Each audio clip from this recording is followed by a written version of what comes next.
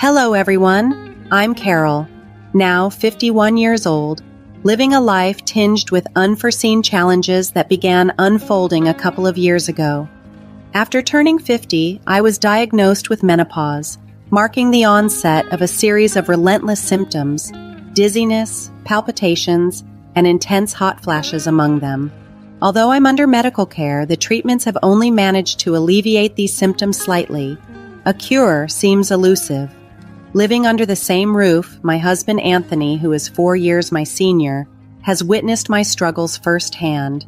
Yet, understanding and empathy from him have been painfully absent. His recent outburst was particularly disheartening. As I struggled to stand, dizzy and weak, he accused me of using my condition as an excuse to avoid work and household duties. "Wow, I'm jealous," he scoffed, implying that my medically advised leave of absence was merely an exploitation of what he perceived to be a trivial ailment. Anthony and I met through mutual friends in our late 20s and clicked almost immediately. Our relationship evolved smoothly into marriage in our early 30s. While we've had our share of minor squabbles, life was largely peaceful, and Anthony seemed supportive. We dedicated ourselves to our careers, opting not to have children, and I believed we had grown close and supportive as a couple. However, the dynamic between us began to shift dramatically as I approached my late 40s. Initially, the signs were subtle, irregular menstrual cycles and sudden bouts of heat and exhaustion. But as time went on, these symptoms intensified. Severe palpitations disrupted my nights, and sleeplessness became a frequent tormentor. The physical ailments began to erode my mental well-being, leaving me irritable and despondent without cause. The journey through menopause is often misunderstood, spanning roughly a decade, with symptoms fluctuating before and after the cessation of menstrual cycles. Despite living through this difficult time, Anthony's recent comments have only deepened the divide between us, highlighting a lack of compassion that has reshaped the contours of our marriage. Experiencing menopause firsthand turned out to be far more daunting than I ever anticipated. My symptoms were intensely severe, and despite adhering to my family's encouragement to seek medical help, the condition showed no signs of improvement. During my hospital visits, the doctor explained that menopause doesn't have a specific cure. Instead, treatment focuses on managing symptoms. Consequently, I have been relying on a mix of prescribed medication and herbal remedies specifically chosen for their efficacy against severe symptoms. But even with these interventions, there was no cure in sight. It became increasingly challenging to continue my professional life, so 3 years ago, when I turned 50, I decided to take a leave of absence. My company's leave policy allows for up to 4 years off, and soon I'll face the tough decision of whether to return to work or retire. I'm not ready to give up my career, but the persistent severity of my symptoms is pushing me to consider retirement, a thought that fills me with frustration and uncertainty about Anthony's reaction. Initially, Anthony was empathetic and attentive when my menopausal symptoms began. He was never much for household chores, but he showed genuine concern for my well-being. I had always thought of him as a kind and caring person. However, his demeanor shifted drastically when he realized that my health issues might be long-term. He was visibly displeased when I brought up the idea of taking a temporary leave from work. "I don't understand much about your health, but is it so bad that you need a leave? You're not just slacking off and relaxing at home, right?" Anthony's skepticism was a shock to me. He mentioned that men also go through a form of menopause, perhaps trying to equate his experiences with mine. Despite having a chronic condition, Anthony rarely fell ill and managed his health meticulously to avoid exacerbating his illness. This perhaps led him to view me, who continued to struggle with health issues, as lazy. His response was always critical, no matter how extensively I explained my symptoms. So, what's the plan to improve? If that method doesn't work, shouldn't you look for another? Why do you keep saying it's not getting better? If it's not healing, find a way to heal. His lack of understanding was apparent and disheartening. Continuing to work in my current condition was incredibly tough. When I pleaded for a leave of absence until my health stabilized, Anthony predictably became furious. However, after learning that my boss, colleagues, and juniors had encouraged me to take a break, he reluctantly agreed, though he remained displeased. Determined to contribute somehow, I did more housework while not working. Yet, there were times when my efforts to balance health and home seemed overwhelmingly challenging. When I suddenly fell ill, the challenges were almost insurmountable. Standing triggered severe dizziness, and sitting didn't alleviate the relentless sweating, likely due to my hot flashes. On days when I mustered enough strength to vacuum, merciless back pain would ensue, no matter how much medication I took or how resolutely I endured the pain to manage some household tasks. Despite my efforts, Anthony's understanding remained painfully absent. "Aren't you better yet? What's the point of going to the hospital?" he would say. Over time, his demeanor towards me grew colder. Anthony often remarked, "If you're home all day on leave, why can't you finish all the housework?" He seemed to believe my illness didn't persist from morning till night. Returning home to find dinner merely cut up and heated, he'd ask, "What are you doing at home all day?" His complaints weren't occasional. They were a regular disappointment when he came back from work.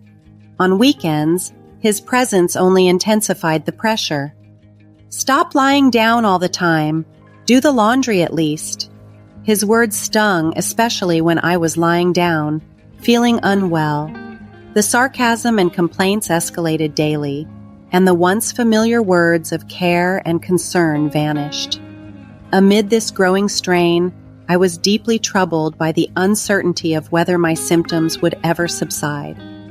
However, I found solace in the understanding and advice from my mother-in-law, Amy, and my sister-in-law, Susan, who lived nearby. Amy, still robust and lively at over 80, spoke with clarity and energy. Having outlived her husband, she lived with Susan and her husband. Both Amy and Susan had been pivotal in encouraging me to seek hospital treatment and had even suggested taking leave when my symptoms worsened. I am immensely thankful to them. Since both my parents have passed away, Amy and Susan have become my primary support system regarding my menopausal challenges. Anthony recently announced that we were going to host a dinner party for Amy's birthday the following weekend. In Anthony's family, it is a tradition to celebrate family birthdays with a large dinner party. Since marrying into the family, I have participated in these celebrations every year.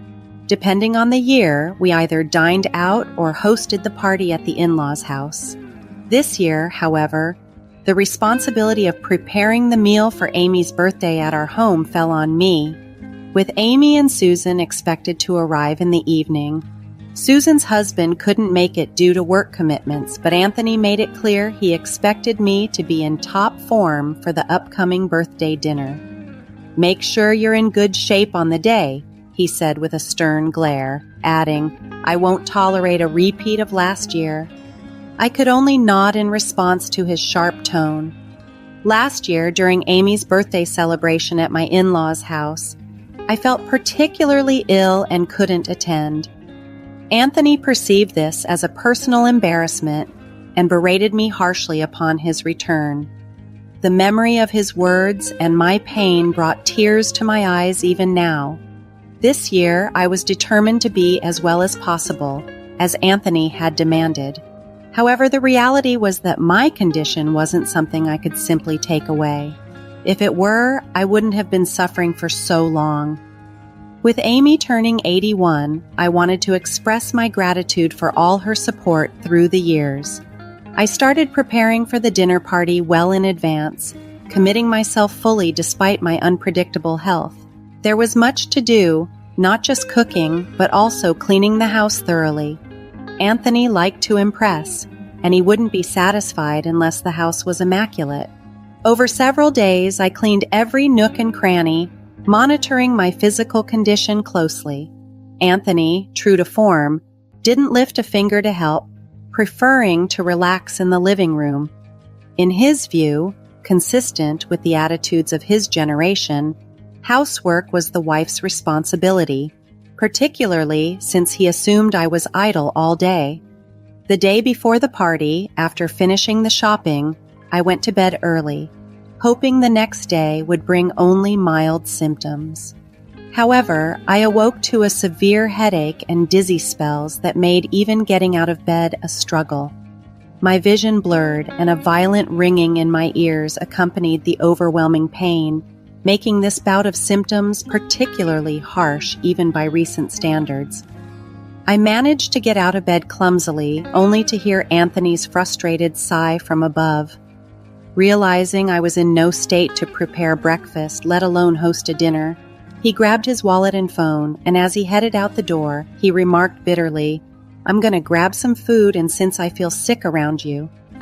His words and the coldness in his voice cut deeply, underscoring the stark contrast between the support from Amy and Susan and the lack of empathy from my husband. The tension in the house was palpable as Anthony's words hung in the air, icy and sharp.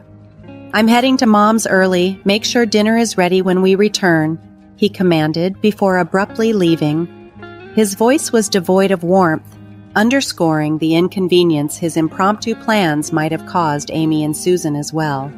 His biting comments wounded me, yet I knew I couldn't afford to dwell on them for long.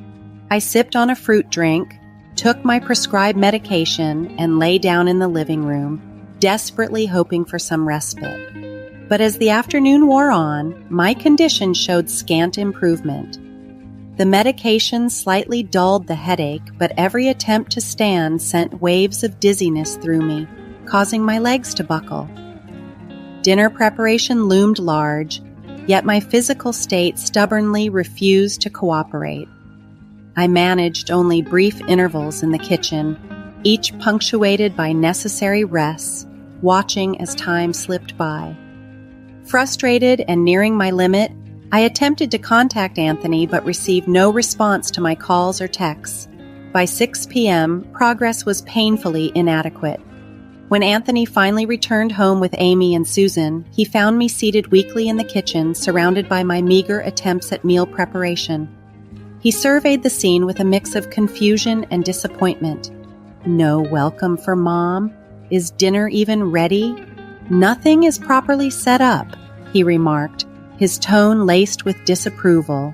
I had only managed to bake some bread and assemble a modest salad, and his words felt like a sharp rebuke.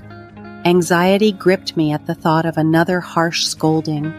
"I'm sorry, Anthony, this is all I could manage today. Could you please order something for the main course?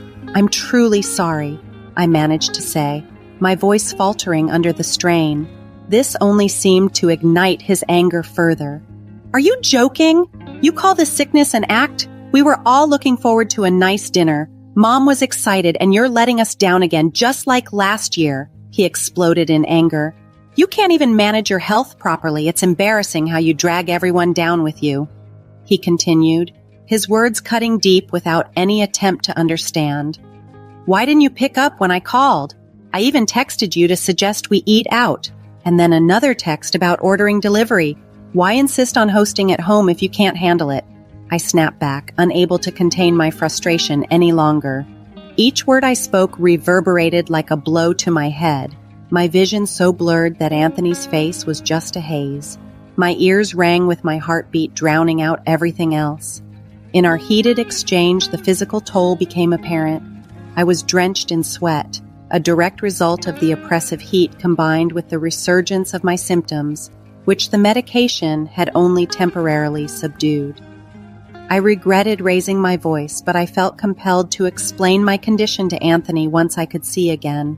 When my vision finally sharpened, I found Anthony staring at me in shocked silence, his mouth agape. Then, as our eyes met, his expression morphed into one of fury, his face turning bright red as he pointed at me accusingly. "What's with that attitude, pretending to be sick, neglecting the housework, and then snapping when called out on it? You're the worst. I'm sick of supporting a wife who fails at her responsibilities. If you can't handle the housework, maybe we should just get a divorce."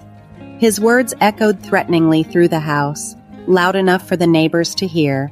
Despite my desperate pleas, Anthony seemed resolute, bringing up divorce without a second thought. The gravity of his words nearly brought me to tears. A separation felt unavoidable. Just as I was about to reluctantly agree, I heard light footsteps approaching. Anthony, consumed by his rage, didn't notice them. He continued, his voice dripping with disdain. "Menopause? Tiredness and shoulder pains, aren't those normal for our age? Dizziness and headaches can't be that bad even with medication. You just want to lie in bed all day, don't you?" Before I could respond, someone tapped Anthony on the shoulder. It was Susan, my sister-in-law, displaying a level of anger I had never seen in her before. As Anthony turned, Susan raised her hand and delivered a forceful slap across his cheek. The impact sent Anthony staggering to the floor, his face a picture of disbelief as he looked up at Susan, unable to comprehend what had just happened. "What the heck are you doing, Anthony?" he asked, rubbing his cheek, still in shock. Susan fixed him with a sharp gaze. "And what about you? What's with your attitude? Have you been treating Carol like this for years? Deciding the severity of someone's illness without any medical expertise? Verbally abusing your wife? You should be ashamed."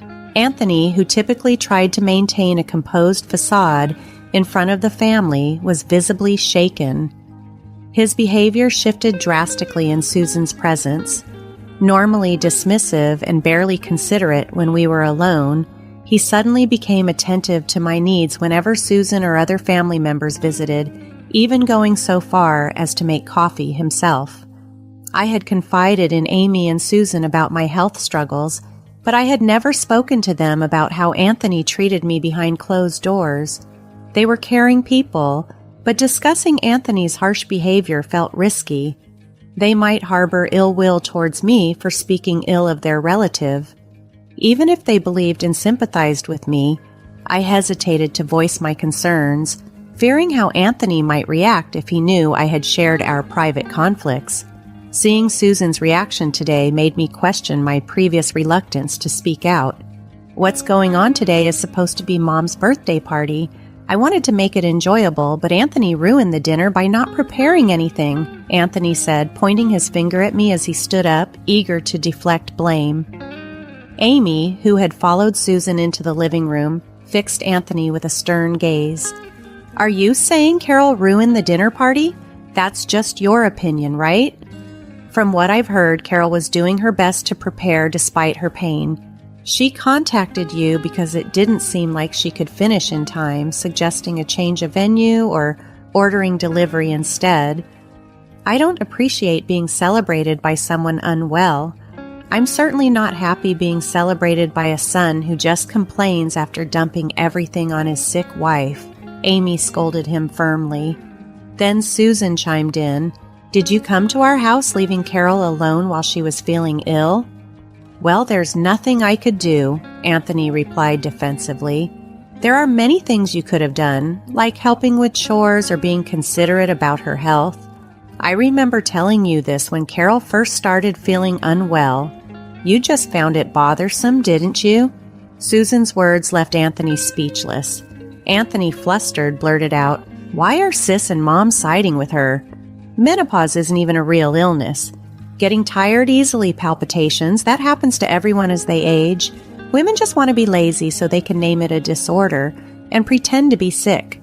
Susan sighed deeply before explaining, "Anthony, you might not know, but I too suffered from severe menopause symptoms. It only recently settled down, but it was so bad I quit my job 9 years ago. Are you saying a disease that made me quit my job isn't a real illness?" Hearing this, Anthony stood frozen in shock.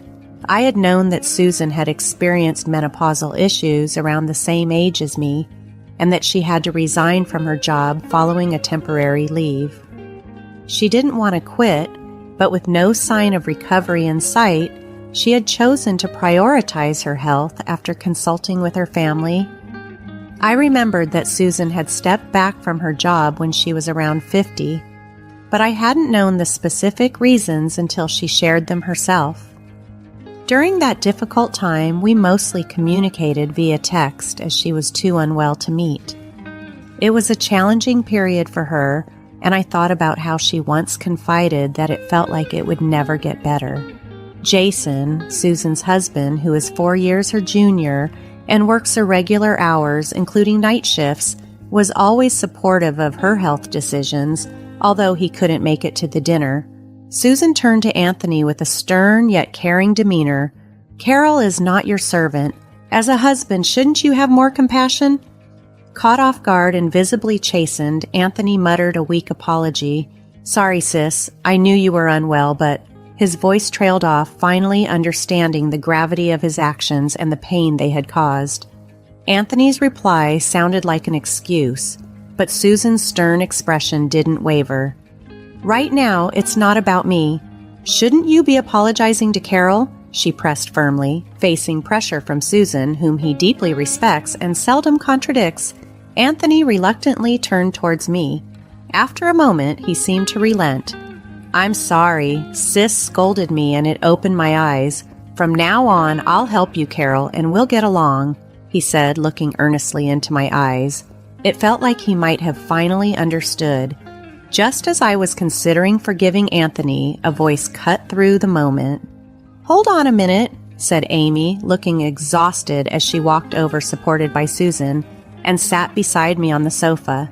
She fixed me with a serious gaze. "Carol, you can't believe Anthony's words. You should divorce him, and quickly," she advised. "What do you mean?" I asked, taken aback by her directness. Amy then shared a bit of her past that mirrored my struggles. "I suffered from similar symptoms around your age. There wasn't a name like menopausal disorder back then, but from what you've told me, I think I probably had it too. I've told you this before, haven't I?" I nodded, recalling our previous conversations. "When I was about your age," Amy continued, "the term menopausal disorder wasn't widely recognized. There were no medications, and it was hard to find understanding from others." She chuckled sadly, then pointed at Anthony. "He used to hurl terrible abuses at me when I was suffering. It was around the time before he married you. He was living at his parents' house and would say things like, 'Make dinner faster. How long will you lie in bed, mother? Stop pretending to be sick.' Such heartless words," she recounted, her face shadowed by the painful memories. "Anthony, is that true?" I asked, hoping for some sign of denial, but Anthony awkwardly turned away, his silence confirming Amy's account. Amy looked down, sorrowfully continuing, "My late husband got so angry at Anthony's behavior back then that he hit him. When Dad scolded him severely, Anthony said the same things he's saying now." She sighed deeply. "He woke up indeed. After that, Anthony stopped saying anything to me because he quickly married you and left home.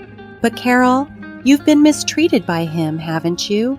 In other words, Anthony hasn't changed at all since then. He still doesn't try to understand others' illnesses, even after decades," Susan interjected, emphasizing that Anthony's current words were just excuses for the moment. "Wait a minute. I won't do it again, believe me." Anthony tried to interject, but Susan grabbed his arm to stop him. "I saw it all back then. That's why I hit you, just like Dad did. Remember how you cried and apologized to me after Dad scolded you? You said you wouldn't do it again, that you had woken up and realized your mistake," she recounted, reminding him of his past promises. Susan's stern reprimand left Anthony biting his lip in evident frustration, and as he fell silent under her gaze, Amy seized the moment to address me directly. Gripping my shoulders firmly, she spoke with urgency. "That's why you need to divorce Anthony and escape this situation quickly. Otherwise, you'll continue to suffer. Now's your chance, with me and Susan here to support you. Alone with him, he'll never admit his faults and might even resent you for embarrassing him in front of his parents." Her eyes were resolute, filled with a sad determination. Hearing such decisive words from a mother was heartbreaking, and the thought of divorce at this stage in life was daunting. Yet, Amy's recount of enduring similar mistreatment at Anthony's hands resonated deeply. I had clung to a hope that once my symptoms eased, life with Anthony could return to the happy days of our past. But the reality Amy painted was stark. Likely things would only deteriorate further. Anger and resolve welled up within me as I considered the years of verbal abuse Anthony had directed. Not just at me, but at Amy too. Despite the dizziness that clouded my senses, I stood up and faced Anthony, ready to declare my intention to divorce. Shaking off Susan's restraining hand, he erupted. "What the hell are you all doing, treating me like the bad guy?" The room fell silent, the cold stares of his relatives meeting his gaze. Overcome with rage, Anthony finally blurted out, "Fine, I get it. If that's what you want, I'll give you a divorce." His concession came angrily, and the dinner party was abruptly canceled. Amy and the others left, and Anthony, unable to face the situation, stayed at a hotel. The divorce proceeded without contention over property division and was finalized swiftly. After separating, I focused on healing alone, finding solace in the peace that followed our split. Half a year later, with no prior contact, I received an unexpected call from Anthony. By then, I had moved into an apartment and was regularly visiting the hospital, feeling less stressed and noticeably healthier. His call, predictably self-centered, revealed that his chronic illness had worsened since living alone. He had always prided himself on managing his health perfectly and had often criticized me for not improving despite his claimed superiority in self-care. "Why is that happening? You can manage your health perfectly, right?" I replied, my voice tinged with irony. Anthony's idea of managing his health had been superficial at best, relying on the balanced meals I prepared without ever cooking from scratch himself. Moreover, without anyone to maintain the housework, his living conditions had deteriorated significantly, leading to a decline in his health. "I can't live like this anymore, so I want you to take care of me. It's been half a year. Your illness must be cured by now, right?" Anthony stated without a hint of remorse. He had turned to Susan and Amy first, but with Susan already caring for Amy, he was left without support. Though I wanted to refuse, remembering our long history together made it difficult to ignore him completely. "At least look at these albums I found in storage. If you don't need them, I'll throw them away," Anthony added, believing they contained old photos.